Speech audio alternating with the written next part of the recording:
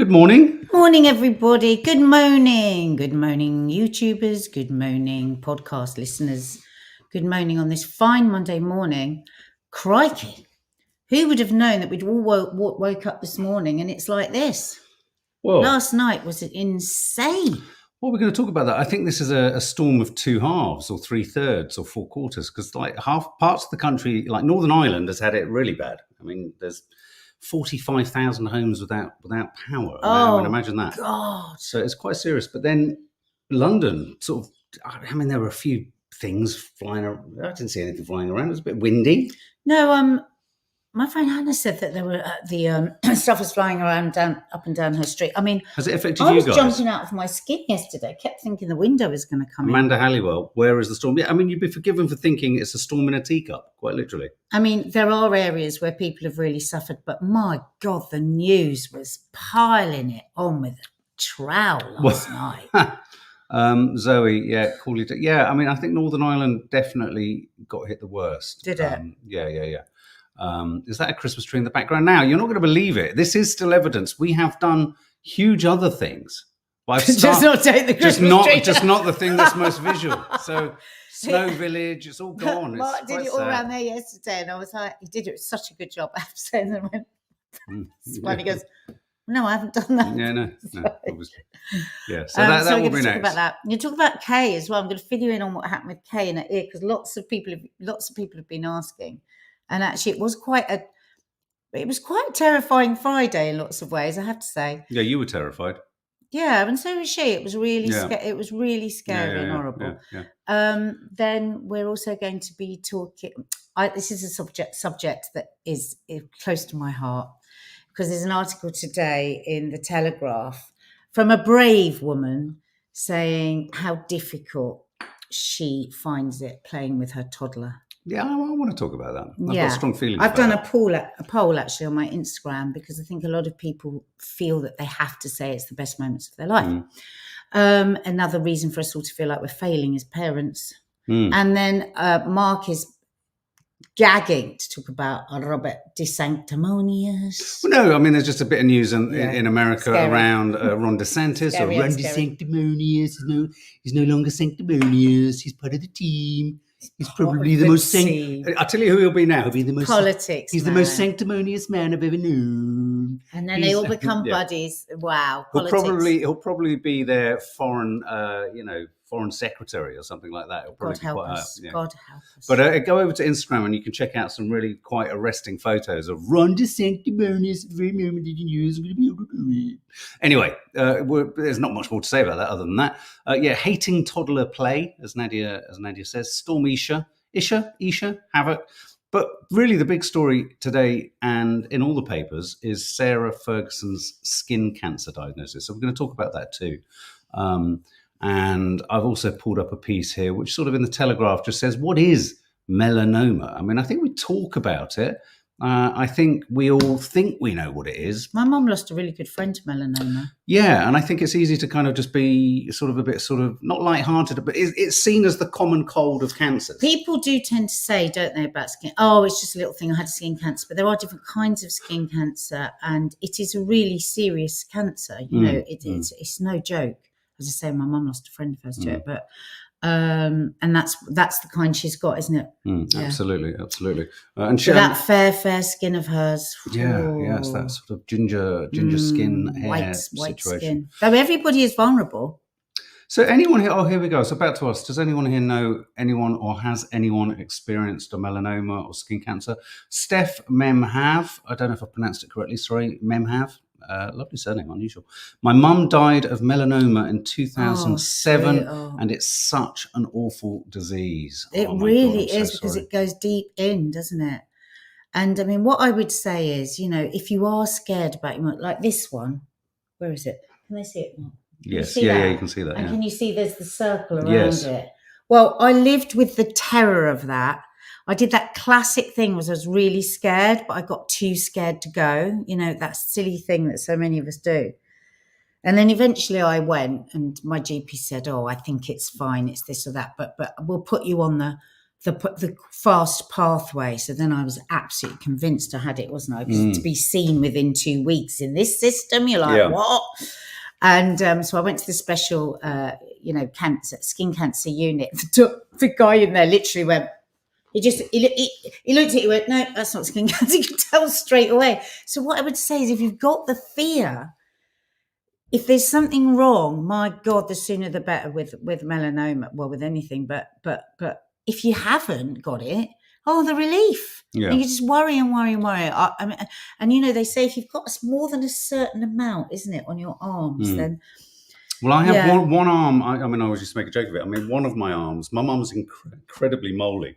And she said, in fact, she was much more. Well, no, she's incredibly moly. Backs. I remember when I first met you. Incredibly and moly. we went on holiday. I was like, I spent the whole holiday, didn't say a word, just going, she must have skin cancer. I always wanted to do dot the dot because I always thought it'd make something weird. Yeah. And I've always had kind of like almost a sleeve. One arm of mine is much more moly than the other, which virtually has none.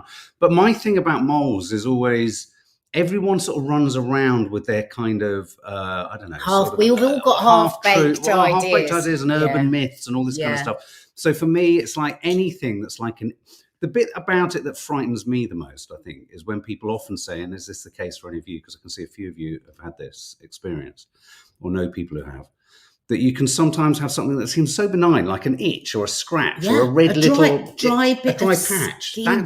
That dry patch fills me with dread. Because people tend to go, if it looks red and only if it's itchy and only if it's this and it's only that. So I would say just really, really, if there's some good to come out of this for poor Sarah Ferguson. I mean, my God, imagine she's just got over a mastectomy. And this isn't secondary breast cancer. This is 2 different cancers. Yes, an aggressive form of cancer. I mean, honestly, my heart absolutely aches for her and her lovely daughters. I just think this is must be absolutely devastating for everybody, terrifying. It's just awful. I mean, hopefully this is very, very early days. So, her dermatologist asked that several moles were removed and analysed at the same time that she was undergoing reconstructive surgery after her mastectomy. One of them has been identified as cancerous. She's undergoing further investigations to ensure that it's been caught in the early stages. Clearly, another diagnosis so soon after treatment for breast cancer has been distressing. I mean, I just can't even imagine that. We tend to say now, finish a breast cancer treatment. But, I've got a number of friends who are going through, and we've got one friend who's about to start cancer treatment. It's a big deal. Look at these other factors that increase. Just worn out at the end of it, and then you've got to start again. Yeah, some of the factors listed here. This is on the ITV News health correspondence sort of checklist. Other aspects of your person or physicality that can increase your risk: obviously having pale skin, red or blonde hair, blue or green eyes, a large number of freckles or moles, and a family history of skin cancer. Symptoms include having a new mole, changes to an existing one. If a mole is larger than normal, this is the other one, has an uneven shape, or is a mix of colours. I mean, I found myself get lost in the details of skin tags and shades of brown. I mean, look at this. Look at how unbelievably circular that is. It's a perfect circle. But then when you've got that white ring I've got around it, it looks like it's something so evil, but it's not. I've just had a thought. Turn around. Maybe it's your on-off switch. Maybe just flick it and she shuts up. But mean that in a nice way. No. But thanks, Gabby. You know what they say? They say, like, really quite seriously. Because remember, I used to do that City Hospital show, so I'm practically a doctor. I'm joking. They say you're supposed to take photographs of you. Get somebody to take a photograph of your moles. Is it every 6 months or every year? I can't remember, guys. Somebody will know. But look it up. And then you're supposed to keep like an album and check back. Oh my God, Helen B. I've had 3 skin cancers removed. Have you? I'm now seen every year. I do feel for her. I was shocked to hear this story this morning. Yeah, Erin Bullimore, unfortunately, cancer is often capable of spreading and becoming another type, and we're just pretty likely to get so many types of cancer anyway. Keely Windle. My mum's was on her forehead. It didn't look big, but when they took it out, the cut was huge because they have to go, don't. You see? Years and years. I've had an itchy mole on my back since the age of since the age of 10. Years and years and years ago, we knew she was only 18, and she went into the doctor for something else. Mm. And he saw this. Sorry, just quickly. Dawdy Harvey's dad's just finished treatment for skin cancer. Yeah. Oh, sorry, sweetie. It's a massive deal these days. Sorry. And she, this doctor said, better get that mole checked out. And it went right down. It was like as long as this. She was 18. But she used to just like every year she'd go, I'm getting burnt. She would do this funny thing like, I'm going to burn my shoulders. I like to burn my shoulders. And it's like, just. Well, I mean, and also, men, often men, not just men, but I mean, obviously, Be honest. I'm going to be honest. I seem to remember many years ago, I had a perfectly imprinted handprint on my chest, and I rather insensitively posted it, finding it really funny because I had a burn mark, which was essentially my hand, and it caused great offence. I wasn't meaning to be offensive or insensitive. It was just, it struck me as funny. No, but it was very much, you're a bloody idiot. Yeah, and that's how I was selling myself, because that's not hard. But recent studies have shown, haven't they, that the rise of skin cancer cases is totally connected to the increase in package holidays, the whole package holiday industry. The worst thing is, you're in an office all year, and then you get, inside, and then you get on holiday and you blast your skin. So your skin's had no getting used to it. And many men do what Mark do. They're much more so than women. Stupid. Goes out and says, I'll warm up a bit before I put my sun cream on. But you have to put your sun cream on because it has to activate. You've got to put it on 20 minutes before you're in the sun, because the burning starts. That's why people go, I don't understand it. I put 20 on, but when did you put it on? Did you go down, order a coffee, find your bed? All that time you're in the sun. And, I had an absolutely terrible burn when I was a teenager. I mean, again, with your teens, when they go away on like sorry to hear that, Melissa. When they, Sorry, just Melissa Warrington. My daughter died from glioblastoma, brain cancer at 18. It can happen to anyone. I miss her terribly every day. Just lots of people say sending you love and sending us. I know. Yeah. And she, I had this terrible burn, and it still haunts me to this day. So if we were watching a movie the other night, weren't we? It was all about kids going, these teens going off. What was the movie called? How to Have Sex. Oh, yeah. And just going off, and, going off on that Magaluf holiday or something. Those burns, they do affect. They can come back to haunt you, and I do worry about that chronic. I was in the Middle East, and I went out for an entire day with factor 2 on, and I was in a dark room for about 2 weeks. I have early cataracts, and that can be from exposure to sun, he said, from bad exposure to sun, yeah. Wow. So it's no joke. You do have to take it carefully. And I do think trying to get out every day as well, so you're not just having a sudden blast of sun for 2 weeks in the summer. But also someone was just saying there that a lot of danger areas for men, apparently, the ears. Apparently ears and lips. And well, for everyone, because we don't like to put the sun cream here. Yeah. And other places, because we're scared of it going in their eyes. I tell you what never, ever hurts our eyes. Sultan, all the kids. Do you remember? It had to be Sultan. I have to confess, there's nothing worse though when you do get it in your eyes. Do you remember the ombre solaire in the eyes? The whole of Fleur's holiday was ruined because she got it in her eyes. I remember some of her holidays simply a blur because I just had and you're just all day suntan lotion in my eye bubbles. It was so frustrating. So here is, or you have to put and what the other thing is, I feel really passionately about this, that it should be made much, much, much cheaper. Oh, of course. Because to put it on properly, when you're supposed to put it on really thickly. When you see a dermatologist show you how you're supposed to put your sun cream on, it's a lot. And don't forget the nose member. Just pop this up, Myra. Hi, sending you love, Myra, over in Australia. Australia has the highest rate of low vitamin D due to staying inside and so much sun cream. That's that funny contradiction, isn't it? You'd think because you're in Australia, everyone would have it, but of course you overcompensate. That's why you all get it free, don't you? Vitamin D in Australia, which is fascinating. Christine Bett, just quickly. My husband had skin cancer cut out on his back. Thankfully, it was not malignant. He has a big scar on his back. So even if it's not malignant, you need to take it out in case it can become malignant. Is that right? I thought cancer meant malignant. No, benign is fine. No, benign tumour, it would be not cancerous. Yes. I thought malignant meant cancer. Yeah. But anyway, thank God. What about the days when we used to just put oil on? Oh, People put oil on baby just to burn oil. even more. God. It seemed crazy, didn't it? I mean, really. Oh, that's clever. Look, May Edmonds says put Vaseline on eyebrows to avoid dripping into eyes. Oh, that's a good idea. I like that. Good idea. The other thing is, you know, when they say avoid the sun between 12 and 2, we would go, wow, not missing out on that sun. That's the best sun. Yes. That's the frying sun. That's the browning sun. Honestly, we used to do that. When I went to America, they used to be there with like foil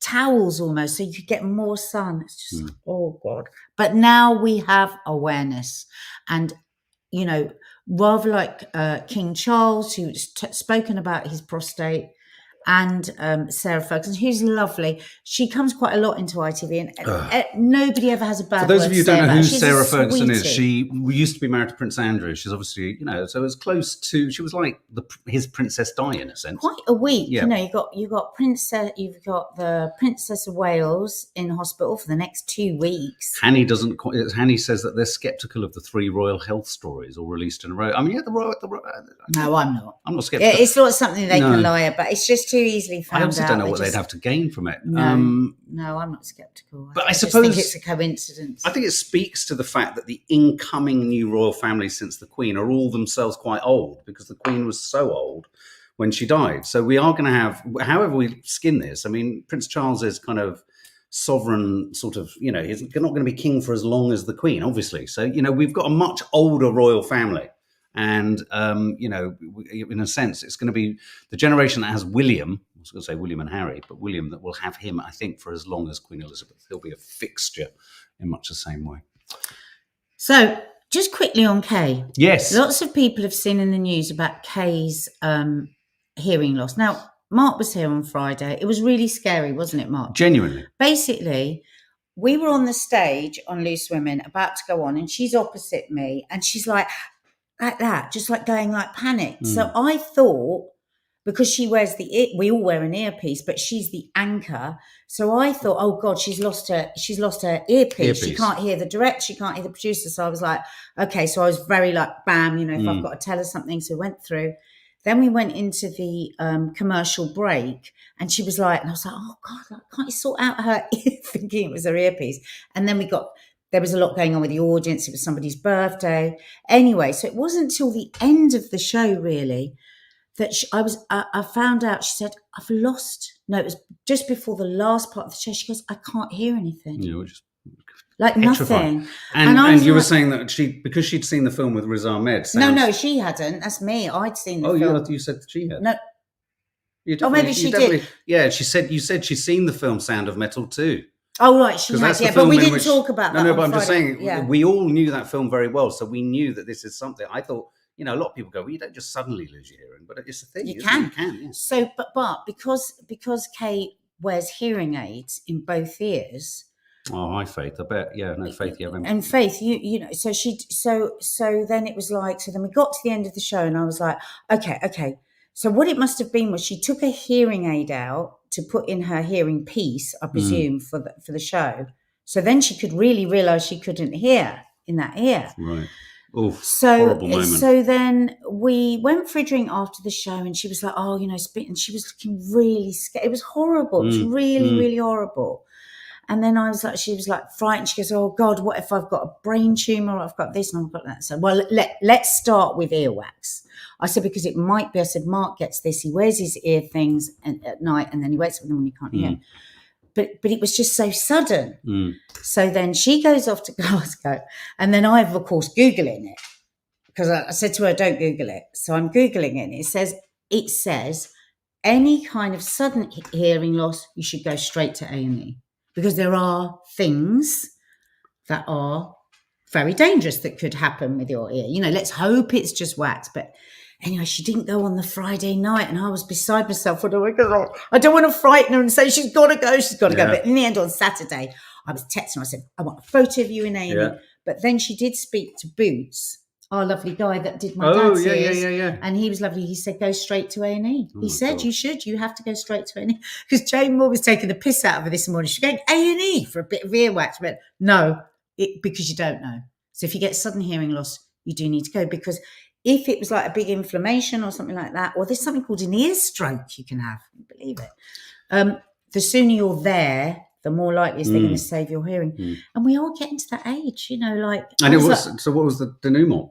Oh, so then she went, so they put her on steroids and then she went to Boots and they took out this great big lump of wax. How big? It was pretty good. It's She pretty sent big. me the photo. Like she sent me a photo when she did her poo test. What, of her poo? Well, with the stick. I was like, oh, thanks. It's a poo stick. It's a poo stick. It's literally a poo stick. Anyway, so her hearing felt a lot better, but she's got to go back today because they said you've got to stay on the steroids just in case. Faith Goodman, I'm right in thinking, are you deaf or you're hard of hearing? I don't know what the because you've got hearing aids. You have hearing aids, Faith? don't Yeah. you? And I know you also lip read a lot, but did you encounter anything? I mean, that sudden hearing loss must be just such a kind of such a moment. I didn't know that could happen. Yeah. But it was like the Rizamid film, like you said, we were just like, and the girls are so terrified now. Yeah. Olive oil eardrops are good. You're absolutely right, Reese. Oh, Reese. Yeah. I just want to say something though, but this story, which we were all, with bated breath, we were on. I just want to it also speaks to something that is a very female thing that I really want to share with everyone here because there's a lot of women in the room. Now, this was very dramatic and we were all very worried. Well, I wasn't being dramatic. No. Hang on. I'm not talking. No one. Dramatic with you. No, hang on. No one was being too dramatic for the story. That's not what I'm going to say. I'm not going to sit here and do the David Cameron, calm down. It wasn't that at all. It was right. The right amount of drama. What is a little bit frustrating with the whole thing for me is that you know when to keep probing and asking. You don't want to cause more concern. I could see you were stressed. I didn't want you to feel like, so you step back out of respect and courtesy. Yeah. Let me get on with it. Yeah. And then suddenly you're all on, I don't know, Zoom calls, flying around, doing stuff. And I go, 6 hours later, I go, hang on a minute. Can I just ask what happens in case sudden deafness? She's all right. An emergency of such proportions. I'm now seeing it on my news feed. It is very true. You're having a bacon baguette and you're looking quite chirpy. I think what happens now, isn't it? Because you never want your friend to Google. You Google and you fucking shit your pants. Yeah, but you don't update all the men on all the men around you. When it's better, you're right. And I must. I'm sorry, darling. Literally. I had to go to Apple News and then I was like, oh, clearly it was in fact, no, Kay's Instagram post popped up. And that was the only way I got my news. It's like suddenly you're doing a so downward funny. dog I'll have to or something. tell Kay that. But I've got my big hearing test next week. Because remember, I went and my ears were so impacted. Do they know this? Did you put this in the vlog? It's still. I think it's still my to come. ears. I can't remember. So anyway, they were so bad. It was so ugly. I think they saw the bird's nest that was in your ear. It was literally a bird's nest. He said, I don't know how you're hearing. They were so impacted. Yeah. But anyway, so I've got my proper hearing test. So I might be wearing hearing aids come next week. You don't know. I can hear high tones. I can't hear low tones. Really? Yeah. God, that was like such a pause there. Yours is the worst. Faith, yes, I got both new hearing aids last week. Wearing hearing aids makes it harder for the wax to get out naturally, but not have sudden loss. Oh, wow. Okay. I can imagine it does. She was so scared, Kay. Yeah. God, she was so scared. It was horrible. Actually. Okay, so let's move on to Ron DeSanctimonious. Ron DeSantis, who was really he is one of only two other rivals for Donald Trump, the other one being Nikki Haley. Ron DeSanctimonious has discovered that he's so sanctimonious he's had to pull out. He basically has pulled out and he's thrown all his weight behind Trump. And the reason this is important news, and it's going to become increasingly important, guys, is I predict a Trump victory regardless of what happens in all of his kind of civil and criminal court cases. He is going to win. He's going to have the Supreme Court pardoning him left, right, and center. Even Nikki Hayes, the woman who he's running up against, Nikki Haley, who is the closest person running against him. There's going to be a new caucus in New Hampshire, which is essentially the Republican Party come out and vote. So it'll be interesting to see how tight that is, because really, if Trump kind of slam dunks that, then he's pretty much a guaranteed win.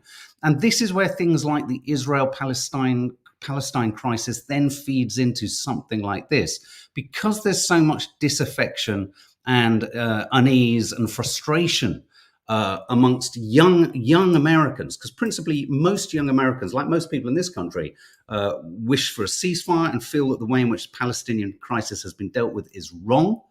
Biden looks to lose an enormous amount of what would normally have been guaranteed support. So this is where how some, even two different political people, the younger vote that wouldn't traditionally go towards Trump is not going to possibly be out as in force for Biden. So I think we're looking at a Trump victory.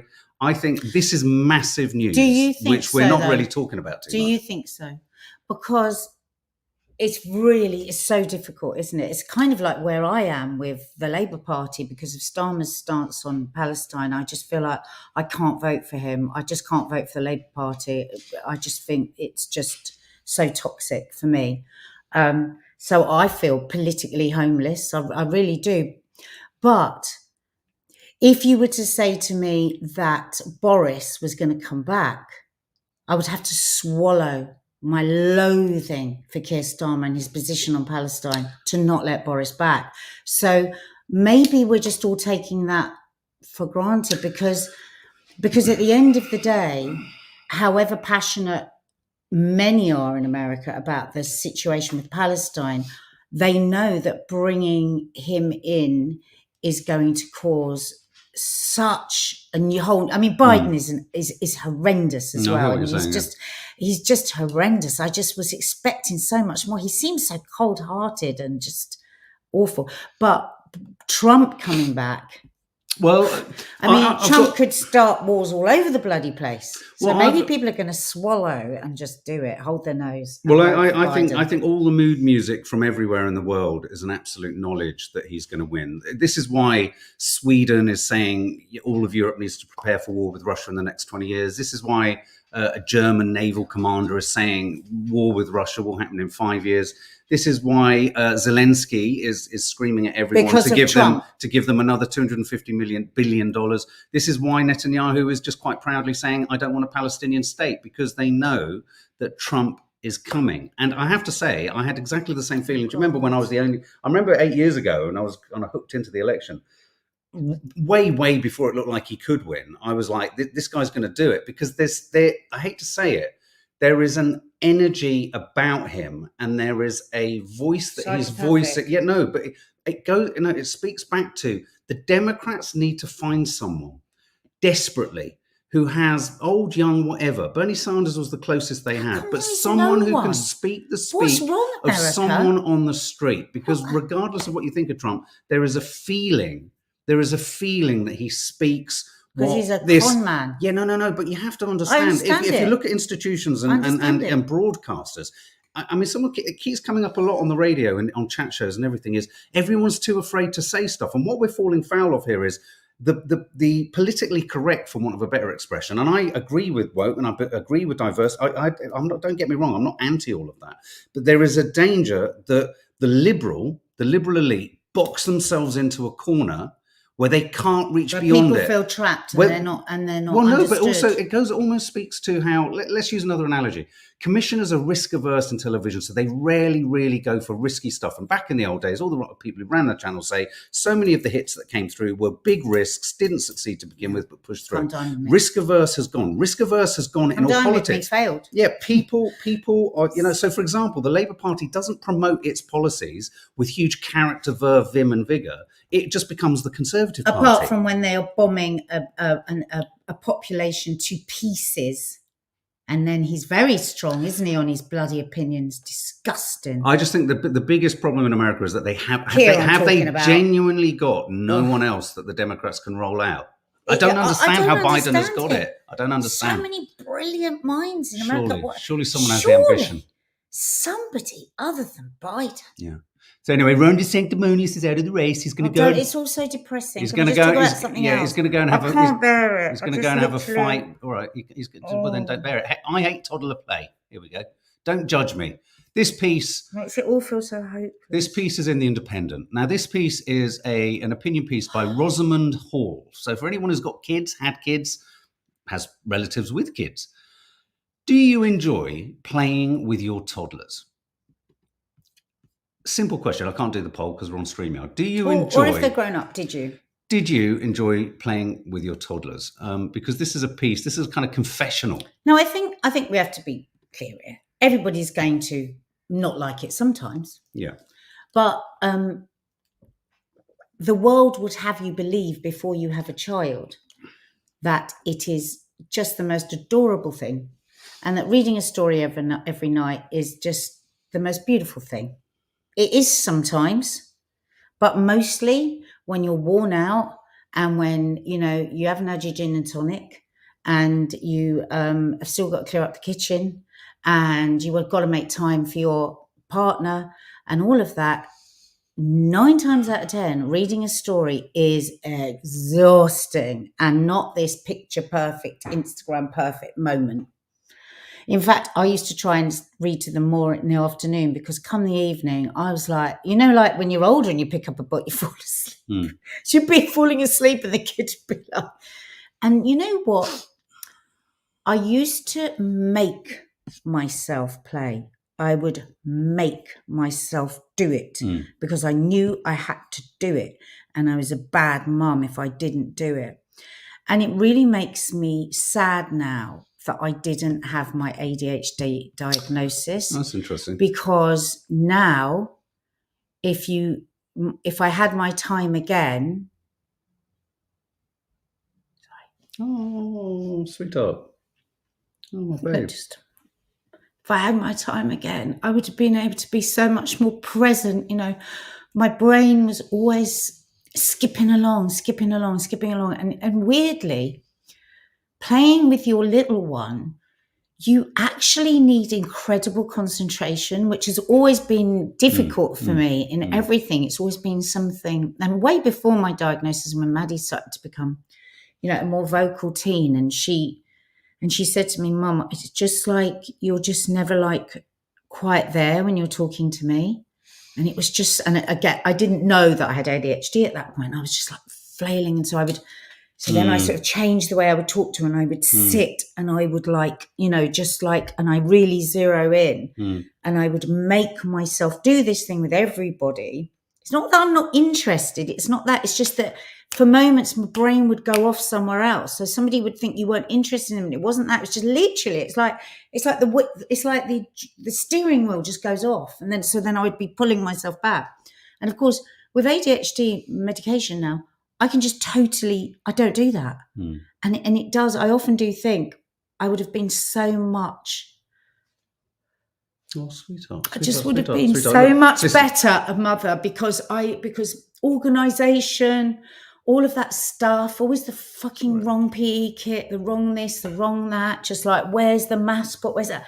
All of that wouldn't have happened. It wouldn't have happened. Yeah, but sweetheart, in saying, look, we can all, good God, we can all relook at the way we absolutely. work. Now, look, as a parent, all of the things that you're going through, Nadia, we always trot out this line in our Agony Aunt and Uncle, or the Confessions of a Modern Parent. We're just grown-up kids trying to work this shit out. Even when you're a parent to 4 children, I think when you have more than one child, there's this assumption that you must already know A, B, C, and D, because you've had one, you've had 2. Also different. But not only are they also different, they're had in very different circumstances, like mine. You can't, look back with hindsight productions and go, I could have, I should have, I must have. Because for all of the things that you feel from this vantage point, you couldn't do, didn't do, maybe could have done more, there are so many other things that your own personality, because you hurt yourself and because you're constantly looking at how you could have been a better mum all the time, which makes, if I'm honest, a great mum. There will be all those other aspects that are great. For example, your sudden eruptions of kind of silliness, stupidity, your ability to multitask and give them great food and look after them. The fact, the 2 of us were working in union, in another weird way. When I looked at this story, I thought when I think back, I loved reading stories to them in great in depth and sort of escaping them and taking them off into different areas and being ridiculous. I loved scaring them. I loved playing with them, and I loved doing all that stuff. But really, honestly, I remember so many times, especially when, and I think must speak to anyone here who's single parent, whenever I was just with Izzy and we were playing Barbie, it's fucking hard when you're a grown man, with a Rapunzel Barbie and another Barbie to get to where those kids want you to get to when they haven't got, friends to do it with and all that kind of stuff. So it's okay. I think it's really important. It's okay to have not enjoyed every single part of it.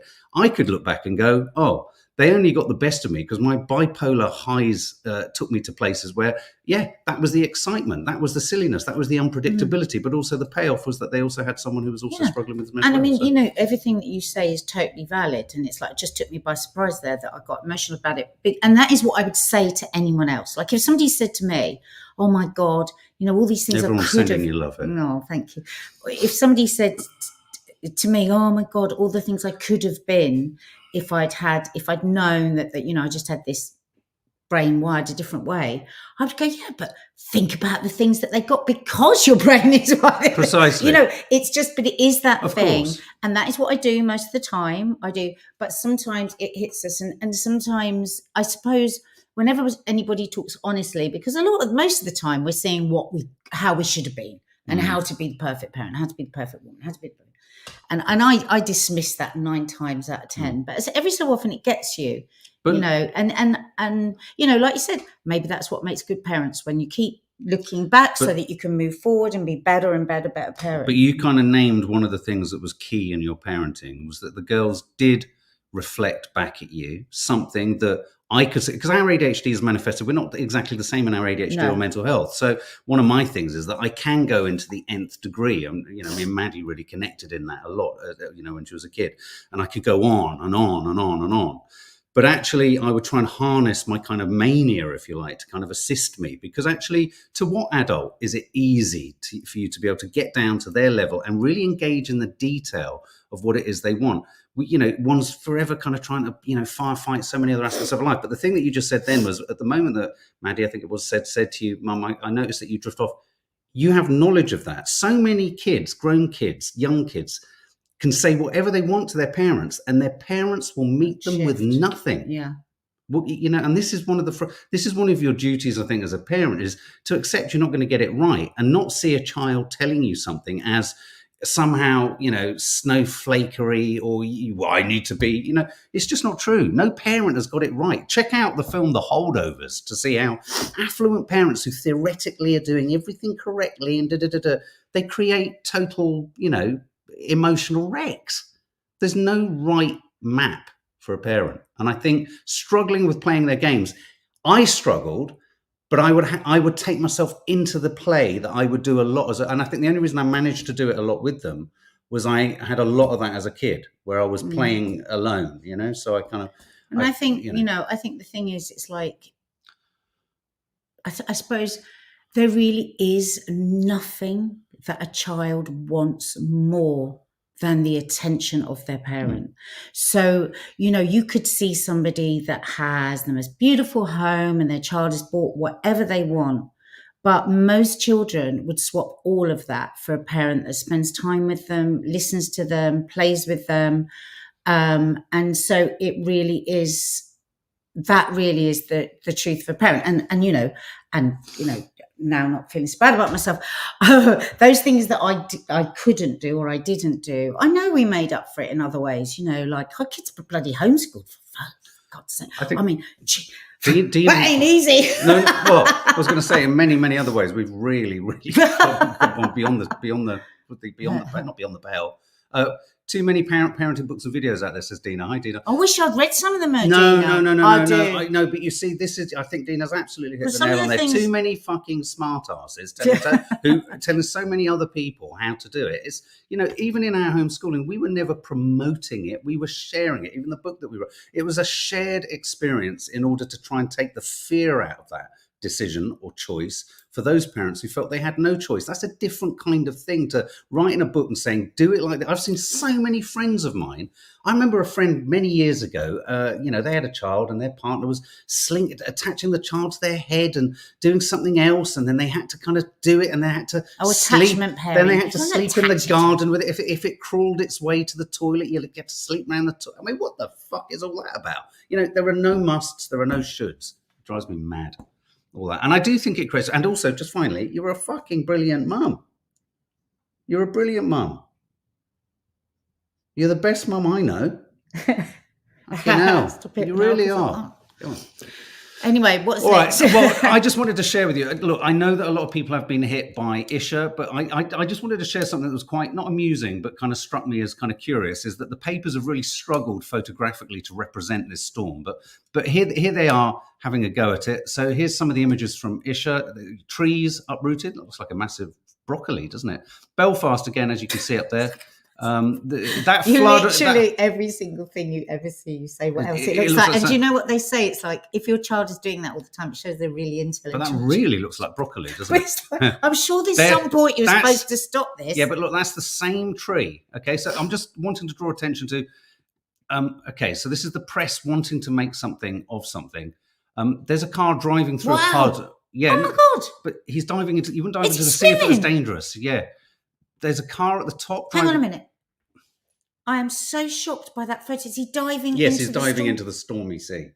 Now that really makes me angry. Because if he gets in trouble, some poor LNLI person is have to go out and save him. Well, that's a very good point. That is outrageous. Very irresponsible. Selfish. Yeah. Good photograph taken at the top there of a van driving through a puddle. Well, that photograph, I'm sorry, just like is totally amazing. This is one flooding. of them jumping in. But then I knew things were getting desperate at the photo editor's desk when they started to get, well, that's actually a greenhouse on a railway track, which is quite important. That is huge. This is now memes have started to be posted because, of course, flights are being redirected everywhere. This is me stepping off my flight from Manchester to Dublin. That's quite funny. And your new passport by the time you get off at the Dublin flight, you've been around the world. That's quite dramatic, isn't it? That's a sort of shed that's landed on a garden. There's lots of people waiting for queuing. And then those images there, someone struggling with an umbrella and a dog in the wind. Oh, they love that windy face. Yeah, they do. Okay, guys. So have a lovely day. Vloggy stuff is landing later today. And Nadia's doing. Thank you, Erin. I saw your message. Thank you for your message. And is it your body image chat today? It is 9 o'clock tonight. It's we've done it every Monday for the whole of January. So are you joining it? I can if you want. I realise. No, I think we're going to do a different day because I'll still have people that I have to read out. We're going to do one with the two of us. So Thursday didn't happen last week because me and Elliot were busy listening to Jodie Comer, and they just couldn't find an appropriate slot really over the weekend.